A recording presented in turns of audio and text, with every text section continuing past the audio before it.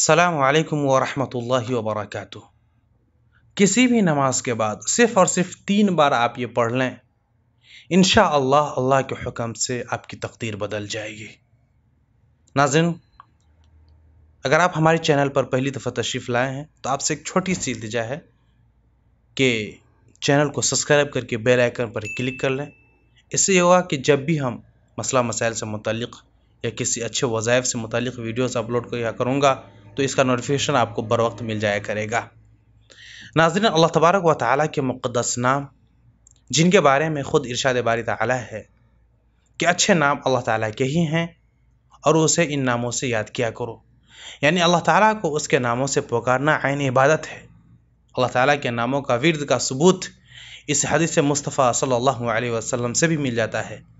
हज़रत अबू हुरैरा रज़ियल्लाहु ताला अन्हु से मरवी है, हुज़ूर अकरम सल्लल्लाहु अलैहि वसल्लम ने इरशाद फरमाया कि बेशक अल्लाह ताला के 99 नाम हैं, जो कोई इन नामों से उसे याद करेगा वो जन्नती हो जाएगा।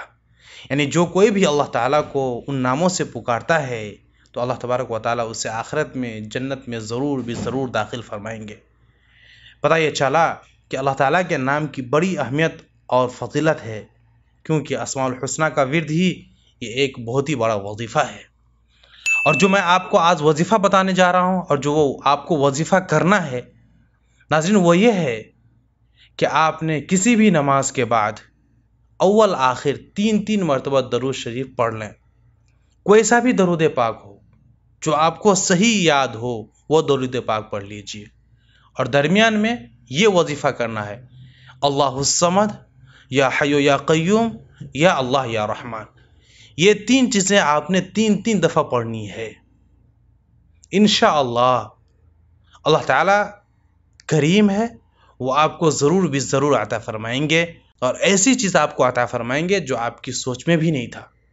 लेकिन अपने रब से मोहब्बत करके देखिए नाज़रीन, ये वज़ाइफ तभी असर करते हैं कि जब अल्लाह तबारक व तआला से आपका ताल्लुक़ जुड़ जाए, आपका ताल्लुक़ गहरा हो जाए, फिर अल्लाह करीम ज़रूर करम फरमाता है।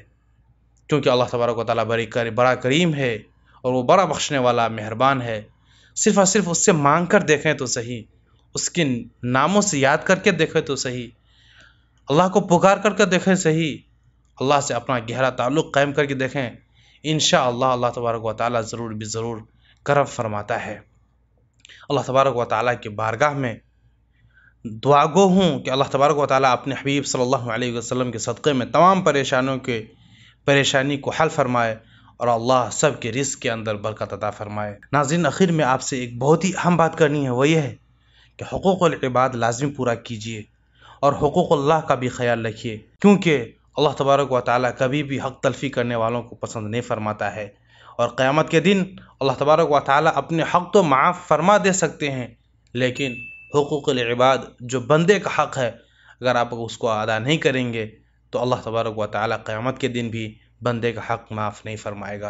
अल्लाह तबारक व तआला से दुआ है कि अल्लाह तबारक व तआला हम सबको ज़्यादा से ज़्यादा हुकूक़ुल इबाद अदा करने की तौफ़ीक़ अता फरमाए। आज के लिए इतना ही। अगर वीडियो पसंद आए तो लाइक ज़रूर कर दें। मिलते हैं फिर किसी नई वीडियो के साथ, तब तक अपना बहुत सारा ख्याल रखिएगा। फ़ी अमानिल्लाह।